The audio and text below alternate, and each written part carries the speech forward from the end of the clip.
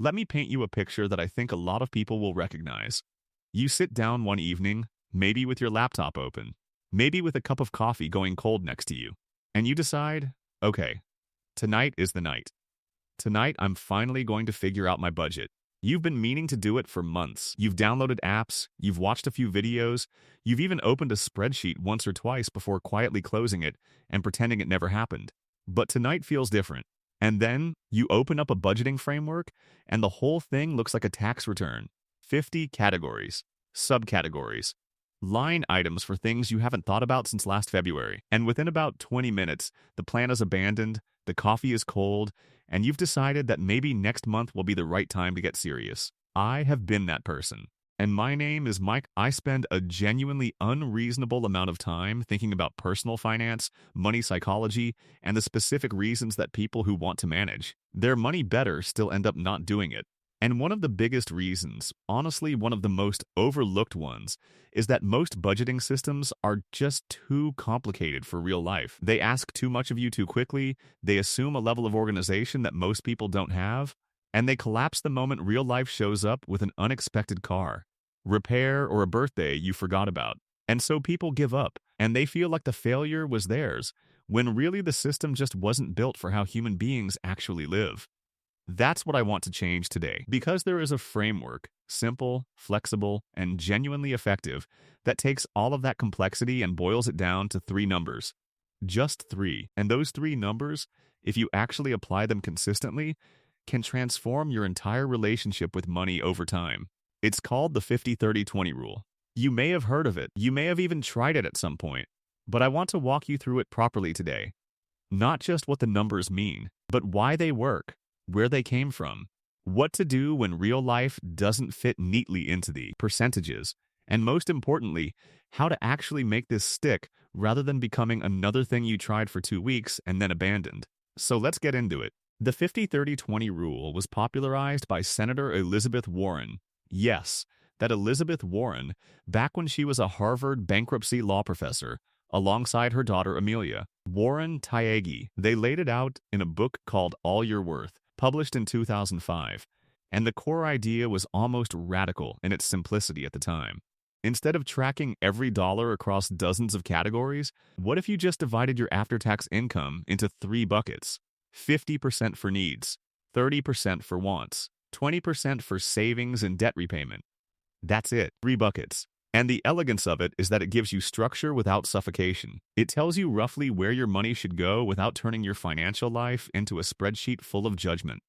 Because here's the thing about overly detailed budgets, they don't just fail mathematically.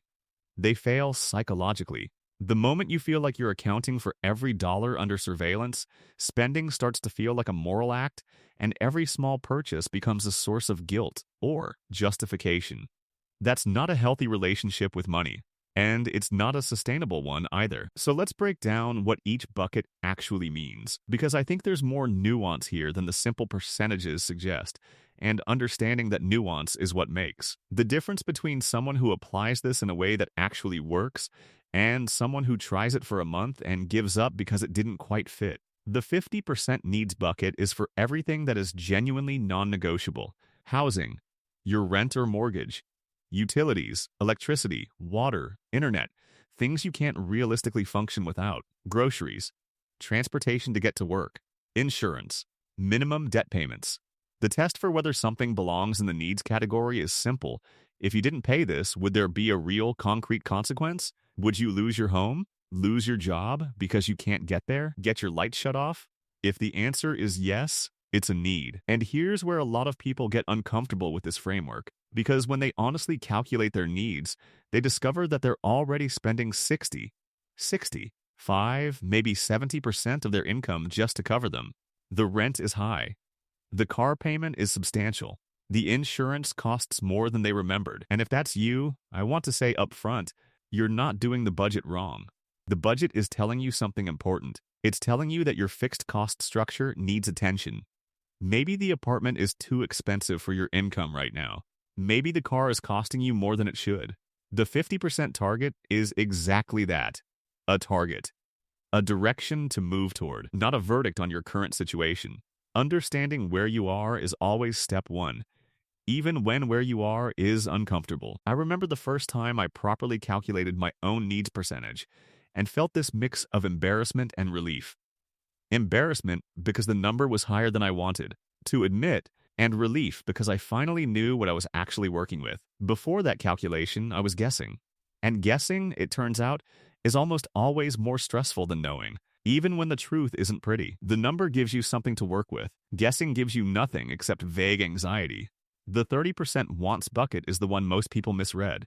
Wants in this framework doesn't just mean luxuries or frivolous things. It means anything that improves your quality of life beyond the bare necessities, but that you could technically survive without. Streaming subscriptions, eating out, the gym membership, that slightly nicer brand of coffee you buy instead of the cheaper one, hobbies, travel, new clothes beyond what's strictly functional. And here's what I love about this bucket. The framework is not asking you to eliminate any of these things. It's not shaming you for having them. It's just saying, collectively, across all of your wants, try to land around 30% of your take-home income. That's actually a meaningful amount of money. For a lot of people, it's several $100s a month. It's the permission structure that most budgeting systems never give you, the explicit acknowledgement that spending money on things you enjoy is part of a balanced financial life, not the enemy of it. Where people go wrong with the wants bucket is in the category confusion that happens around lifestyle costs that feel necessary but technically aren't. The Netflix subscription feels as essential as the electricity bill. The daily coffee stop feels automatic. The slightly above basic phone plan, the delivery service, the gym you go to twice a month, none of these are needs, but they feel embedded in life in a way that makes them hard to examine. And I'm not saying cut them all. I'm saying see them clearly. Know what you're choosing and why. Because the difference between an intentional want and an unexamined habit is enormous, financially and psychologically. Here's a small exercise that I think is genuinely eye-opening. Go through your last month of bank and card statements and label every transaction as need, want, or savings. Don't judge any of them, just label. For most people, it takes about 20 minutes. And by the end of it, they've usually found 2 or 3 recurring charges they'd genuinely forgotten about, and 3 or 4 spending patterns they didn't realize were as large as they are. That 20 minutes of clarity is worth more than any app or complicated system. You cannot manage what you haven't first looked at honestly. Now the 20% savings and debt repayment bucket, this is the one that builds your future. And I want to spend real time here because I think it's the most important part of the whole framework and also the one most people chronically underfund. 20% of your after-tax income going towards savings, investments, and paying down debt above the minimums. Consistently. Every month. Not when it's convenient. Not what's left over at the end of the month. Off the top, before the wants bucket even opens for business.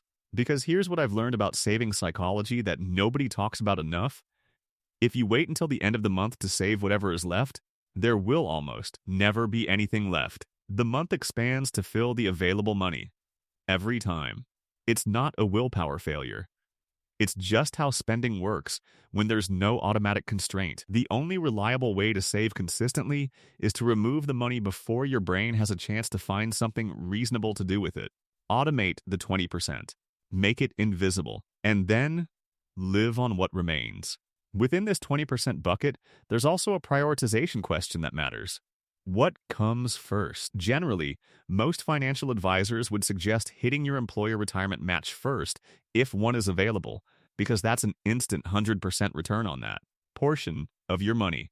Then high-interest debt, because paying off a credit card at 20% interest is mathematically equivalent to earning a 20% investment return, which you're not going to find anywhere reliable. Then a starter emergency fund, 3 to 6 months of essential expenses, because without that buffer, every unexpected cost becomes a debt problem. And then long-term investing in low-cost index funds, retirement accounts, or whatever investment vehicles make sense for your situation.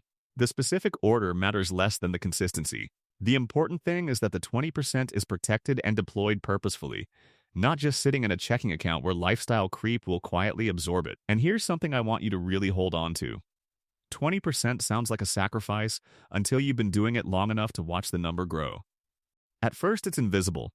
A few $100s in an account you don't think about much.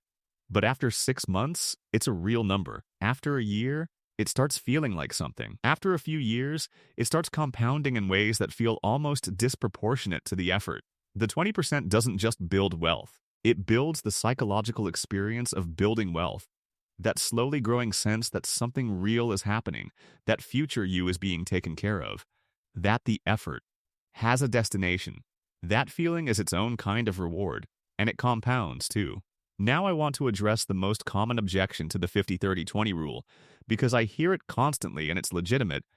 What if the math just doesn't work for my income level? What if, even with careful spending, my needs eat more than 50%? This is a real problem, and it's more widespread than the framework's neat percentages sometimes acknowledge.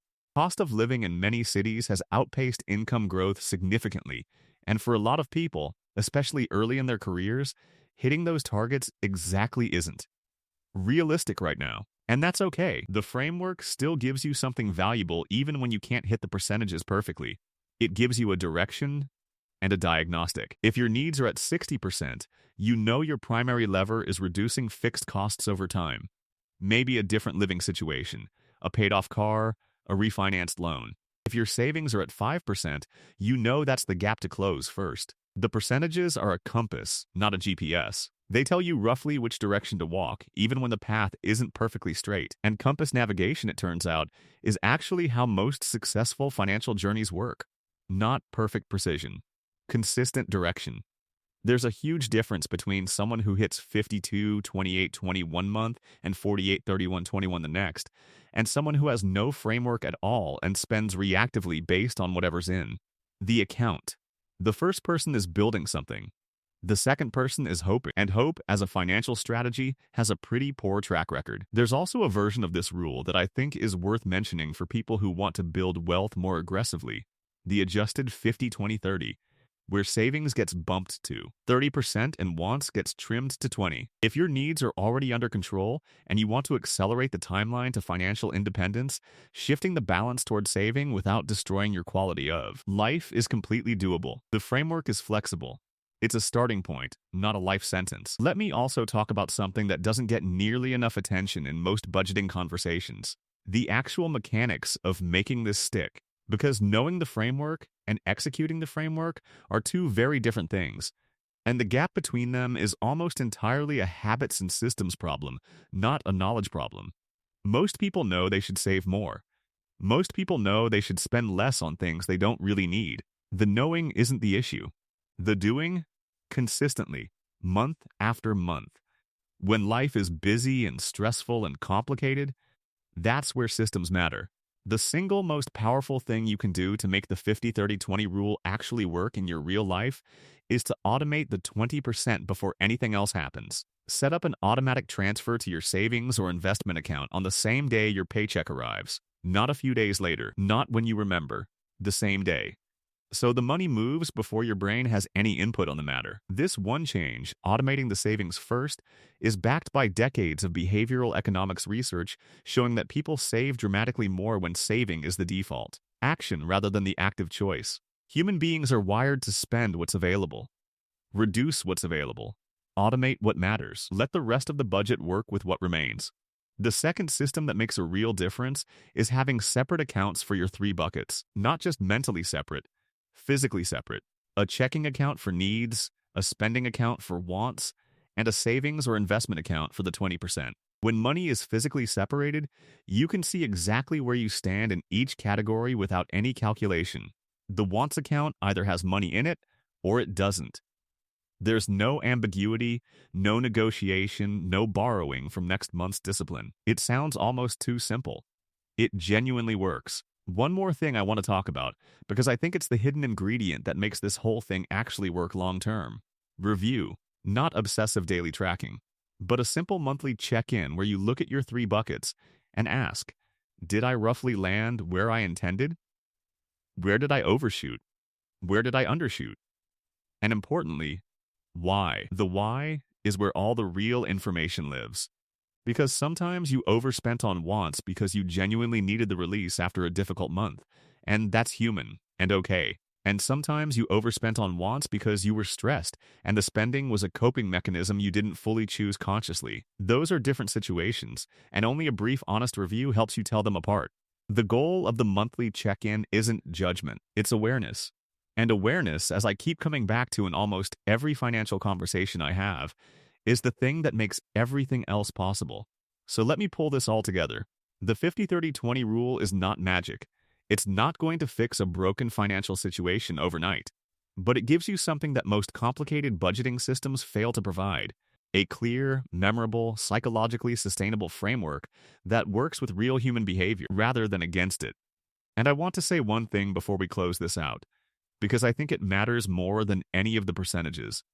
The fact that you're learning about this, that you're engaging with it, that you're thinking seriously about how your money flows through your life, that alone puts you in a different category from most people. Most people never examine this stuff. They earn, they spend, they wonder vaguely why things don't improve, and the cycle just repeats. You're doing something different right now. That's not a small thing. That's actually the whole starting point of every financial turnaround I've ever read about or seen up close. It starts with someone deciding to look clearly at what's happening. You're doing that. 50% for the things you need to survive and function. 30% for the things that make life worth living. 20% for the future version of yourself who wants options, freedom, and the quiet security of knowing that something is being built. 3 buckets. 3 numbers. Applied consistently. Reviewed monthly. Adjusted when life requires it.